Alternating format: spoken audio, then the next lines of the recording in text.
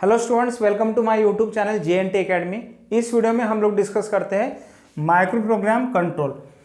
Processor को control signal generate करने के लिए कुछ मैकेनिज्म लगेगा। तो प्रोसेसर क्या करता है, ये दो में से एक मैकेनिज्म यूज करता है। पहला मैकेनिज्म है हार्डवायर्ड कंट्रोल अप्रोच। तो ये अप्रोच ऑलरेडी हम लोगों ने अलग वीडियो में कवर किया है। इस वीडियो में हम लोग डिस्कस करते हैं माइक्रो प्रोग्राम कंट्रोल। तो माइक्रो प्रोग्राम कंट्रोल टेक्निक क्या करेंगे, प्रोग्राम का यूज करके कंट्रोल सिग्नल जनरेट करेगी।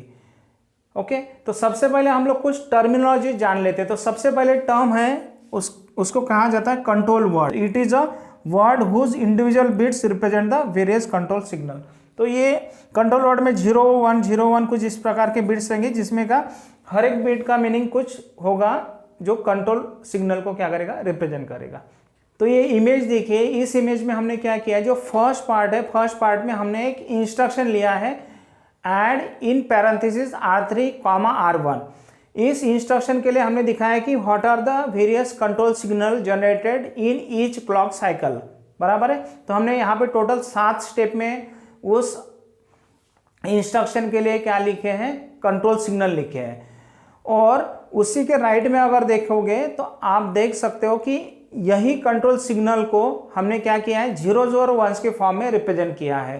फॉर एग्जांपल, जब PC आउट हमारा इनेबल है तो उस केस में हम लोग PC आउट सिग्नल को 1 से रिप्रेजेंट करेंगे एट दैट पर्टिकुलर पोजीशन। तो आप यहाँ पे देख सकते हैं कि जो हमारा हेडर है उसमें हमने सभी सिग्नल के नाम लिखे हैं, और अगर वो सिग्नल एक्टिव करना है तो उसके लिए हमने उसको इनेबल किया है। इनेबल करने के लिए 1 से रिप्रेजेंट किया है। अगर वो इनएक्टिव करना है या डिसेबल करना है तो उसके लिए हम लोग 0 से रिप्रेजेंट करेंगे। सिर्फ एक सिग्नल ऐसा है पूरी इसमें, अगर आप देख सकते हो उस कॉलम को, सिलेक्ट कॉलम देखिए। सिलेक्ट कॉलम ऐसा है कि हमने क्या किया है, क्योंकि ये जो सिलेक्ट सिग्नल है ये हम लोग मल्टीप्लेक्सर को अप्लाई करते हैं। तो सिलेक्ट 0 मीन्स होगा सिलेक्ट Y होगा, और अगर सिलेक्ट इक्वल्स टू 1 है इसका मतलब है कि वो सिलेक्ट 4 है। ठीक है, तो हर बार सिलेक्ट के केस में एक तो आपका 0 रहेगा, नहीं तो 1 रहेगा। तो 0 है मतलब सिलेक्ट Y है, और 1 है मतलब सिलेक्ट क्या है, 4 है। ओके, तो अभी ये पूरा जो इंस्ट्रक्शन है हमारा assembly language instruction add in bracket R3, R1, इस इंस्ट्रक्शन को परफॉर्म करने के लिए हमें ये टोटल 7 स्टेप्स परफॉर्म करने पड़ते हैं। ठीक है, हमारे कंट्रोल सीक्वेंस में हमने 7 स्टेप लिखे हैं। तो और इसको ही अप्रोप्रिएटली हमने क्या किया है, बाइनरी बिट्स में रिप्रेजेंट किया है। और ये जो हर एक रो दिख रहा है आपको बाइनरी बिट का, इसी को हम लोग कंट्रोल वर्ड कहते हैं। ठीक है, तो हर एक स्टेप कंट्रोल सीक्वेंस की हर एक स्टेप को हम लोग क्या करेंगे, बाइनरी बिट में रिप्रेजेंट करेंगे, जिसको कहा जाएगा कंट्रोल वर्ड कहा जाएगा। इसलिए हमने देखिए कंट्रोल वर्ड के डेफिनेशन में क्या लिखा है, it is a word whose individual bits represent the various control signal. Okay, तो यहाँ पे जब हम लोग 7 कंट्रोल सिग्नल का जो सीक्वेंस बनाएंगे, इसी को हम लोग कहेंगे माइक्रो रूटीन। तो this particular 7 control words are the micro routines for our assembly language instruction add in bracket R3, R1। ठीक है, इस इंस्ट्रक्शन के लिए क्या है, वो माइक्रो रूटीन है। फाइन। तो क्या होता है, असेंबली लैंग्वेज में बहुत सारे इंस्ट्रक्शन होते हैं। ठीक है, तो हर एक इंस्ट्रक्शन के लिए हमारे पास में क्या रहेगा, एक माइक्रो रूटीन रहेगा। तो जितने भी नंबर ऑफ इंस्ट्रक्शन उस पर्टिकुलर असेंबली लैंग्वेज में सपोर्ट किए गए हैं, हर एक इंस्ट्रक्शन के लिए हमारे पास में क्या रहेगा, माइक्रो रूटीन रहेगा। और उस माइक्रो रूटीन को हम लोग कहाँ पे स्टोर करेंगे, कंट्रोल स्टोर में स्टोर करेंगे। तो कंट्रोल स्टोर जो होती है ना, it is a special memory in your micro program control unit.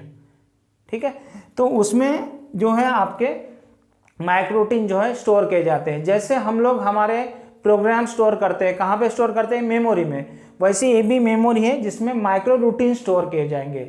Okay, तो जब भी हम लोग असेंबली लैंग्वेज इंस्ट्रक्शन को IR में लोड करेंगे, इंस्ट्रक्शन रजिस्टर में लोड करेंगे, तो स्टार्टिंग एड्रेस जनरेटर क्या करेगा, इस इंस्ट्रक्शन को देख के अप्रोप्रिएट माइक्रो रूटीन का स्टार्टिंग एड्रेस क्या करेगा, जनरेट करेगा। जैसे हमने बोला है कि हर एक इंस्ट्रक्शन के लिए क्या होता है, अलग अलग माइक्रो रूटीन होता है।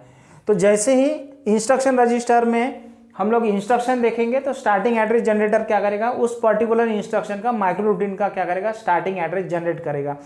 जनरेट करने के बाद में उसको कहाँ पे लोड करेगा, माइक्रो प्रोग्राम काउंटर में लोड किया जाएगा। तो ये माइक्रो प्रोग्राम काउंटर जो है आपके कंट्रोल यूनिट में यूज़ किया जाएगा।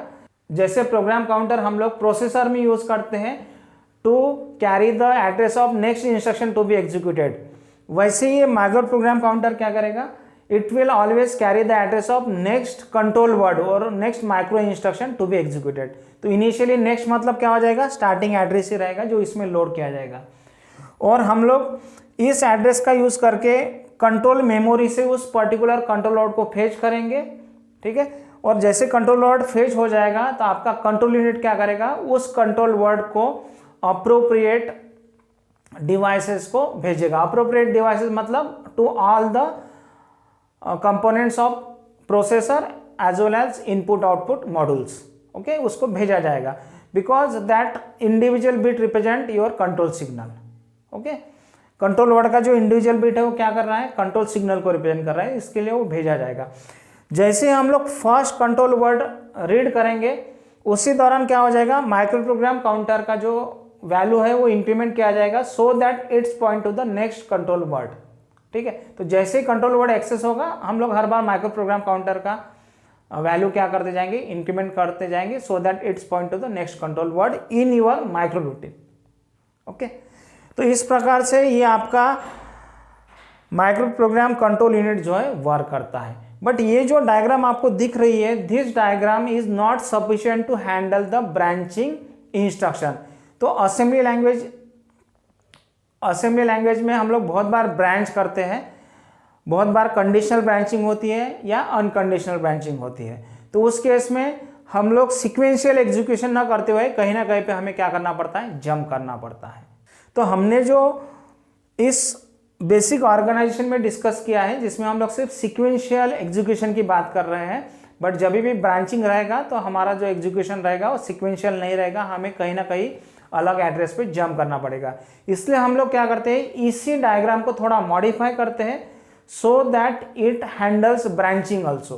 कंडीशनल ब्रांचिंग को हैंडल करने के लिए हमने क्या किया है, माइक्रो प्रोग्राम कंट्रोल यूनिट का जो ऑर्गेनाइजेशन है उसको मॉडिफाई किया है। तो हमें पता है कंट्रोल यूनिट क्या करता है, 4 अलग अलग कंपोनेंट से इनपुट लेता है। वो कौन से 4 कंपोनेंट है, एक है इंस्ट्रक्शन रजिस्टर, दूसरा है क्लॉक, तीसरा है एक्सटर्नल इनपुट और चौथा है कंडीशन कोड। कंडीशन कोड मतलब it is a various flags, okay. तो सपोज एज्यूम करो कि हमें तभी जंप करना है जब हमारा प्रीवियस ऑपरेशन का रिजल्ट क्या है, निगेटिव है, that is less than 0। Less than 0 है मतलब निगेटिव है, तभी हम लोग ब्रांच करेंगे। इस इंस्ट्रक्शन को सबसे पहले तो हम लोग फेच करेंगे ड्यूरिंग द फेच साइकिल। तो ये सपोज ये फेच साइकिल है और यहाँ तक हमने क्या किया है, इस इंस्ट्रक्शन को फेच किया है। जैसे ही हमारे कंट्रोल यूनिट को पता चल जाता है कि ये ब्रांचिंग इंस्ट्रक्शन है तो कंट्रोल यूनिट क्या करेगा, अप्रोप्रिएट स्टार्टिंग एड्रेस जनरेट करके उस माइक्रो रूटीन को क्या करेगा, कॉल करेगा, ठीक है।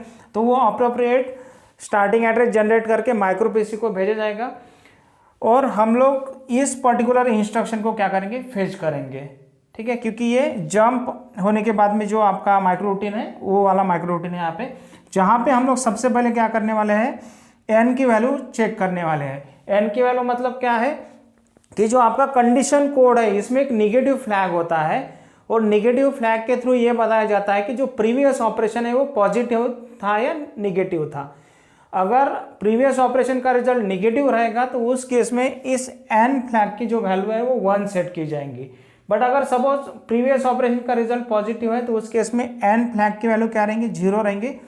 उस केस में ऑब्वियसली हमें क्या नहीं करना है, कहीं पे भी जंप नहीं करना है। इसलिए हम लोग क्या बोल रहे हैं यहाँ पे कि नेक्स्ट इंस्ट्रक्शन, ब्रांच के बाद में जो नेक्स्ट इंस्ट्रक्शन रहेगा वही इंस्ट्रक्शन क्या करो, फेच करो। उसके लिए हम लोग फिर से 0 पे जंप कर रहे हैं, माइक्रो इंस्ट्रक्शन टू 0 पे जंप करने के बाद में नेक्स्ट इंस्ट्रक्शन, इसके बाद का जो नेक्स्ट इंस्ट्रक्शन है उसको ही हम लोग क्या करेंगे, फेच करेंगे, ओके।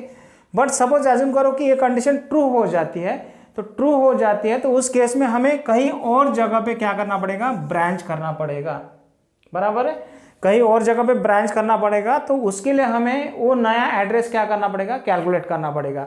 तो इसलिए एक तो ये कंडीशन फॉल्स हो गई, तो हम लोग यहाँ पे आएंगे and we will calculate the address of this particular branch address. ठीक है, तो उसके लिए हम लोग ये ऑलरेडी हम लोग एक वीडियो में डिस्कस कर चुके हैं। उसके लिए हम लोग क्या करेंगे, जो हमारा IR है इसका ऑफसेट फील्ड को करंट प्रोग्राम काउंटर के साथ में ऐड करेंगे। देखिए यहाँ पे हमने ऐड किया है प्रोग्राम काउंटर के साथ में, और फिर प्रोग्राम काउंटर को उसके साथ में क्या करेंगे, अपडेट करेंगे। मतलब ये ब्रांचिंग एड्रेस अभी कहाँ पे आ गया है, प्रोग्राम काउंटर में। ओके, प्रोग्राम काउंटर में आने के बाद में फिर से उस पर्टिकुलर एड्रेस का इंस्ट्रक्शन जो है फेच किया जाएगा by performing the fetch cycle, और फिर सिक्वेंशियल एग्जीक्यूशन जो है परफॉर्म किया जाएगा। तो यहाँ पे देखिए ये जो हमारा starting and branch address generator है, ये अभी दो काम कर रहा है, स्टार्टिंग एड्रेस भी जनरेट कर रहा है as well as in case of branching branch address भी जनरेट कर रहा है। और ये दोनों एड्रेसेस जो है माइक्रो पीसी में क्या किए जाएंगे, लोड किए जाएंगे। ओके, और हमारे कंट्रोल यूनिट को हम लोग 4 जगह से इनपुट दे रहे हैं, ऑलरेडी हम लोगों ने यहाँ पे डिस्कस किया है और हमने अलग वीडियो में भी इसको डिस्कस किया है। फाइन, तो जनरली जो आपका माइक्रो रूटीन रहेगा उसमें सिक्वेंशियल एग्जीक्यूशन ही होगा, जैसे first micro instruction, then second, then third and so on. But 3 cases ऐसे हैं, उस केसेस में सिक्वेंशियल एग्जीक्यूशन नहीं होगा।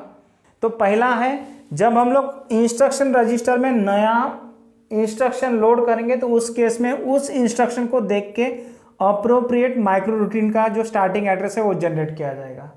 दूसरा है, सपोज एज्यूम करो कि इस इंस्ट्रक्शन में कहीं पे जंप है, अगर ये ब्रांच इंस्ट्रक्शन है तो उस केस में भी क्या किया जाएगा, नया माइक्रो रूटीन का एड्रेस जो है जनरेट किया जाएगा। और तीसरी केस है तब जब एंड सिग्नल जनरेट होगा। एंड सिग्नल क्या रिप्रेजेंट करता है कि करंट इंस्ट्रक्शन का टोटली एग्जीक्यूशन हो गया है, ठीक है, या करंट इंस्ट्रक्शन का माइक्रो रूटीन टोटली एग्जीक्यूट हो चुका है, इसलिए एंड सिग्नल हम लोग जनरेट करते हैं। तो जब जब एंड सिग्नल जनरेट किया जाएगा तो हम लोग क्या करेंगे, करंट इंस्ट्रक्शन के बाद वाला जो नेक्स्ट इंस्ट्रक्शन है उसको फेच करेंगे। उसके लिए हम लोग फेच साइकिल जो है परफॉर्म करेंगे, और उस केस में फेच साइकिल का जो स्टार्टिंग एड्रेस रहेगा वो स्टार्टिंग एड्रेस जनरेटर जनरेट करेगा और माइक्रो प्रोग्राम काउंटर में क्या करेगा, लोड करेगा। तो ये 3 केसेस ही ऐसे हैं जिसमें सिक्वेंशियल एग्जीक्यूशन नहीं होता है। बाकी के केसेस में क्या होगा, आपका माइक्रो रूटीन जो है सिक्वेंशियली एग्जीक्यूट किया जाएगा। ओके, वीडियो अच्छा लगा हो तो प्लीज़ लाइक और शेयर करें, मेरे यूट्यूब चैनल को सब्सक्राइब करें। मिलते हैं नेक्स्ट वीडियो में।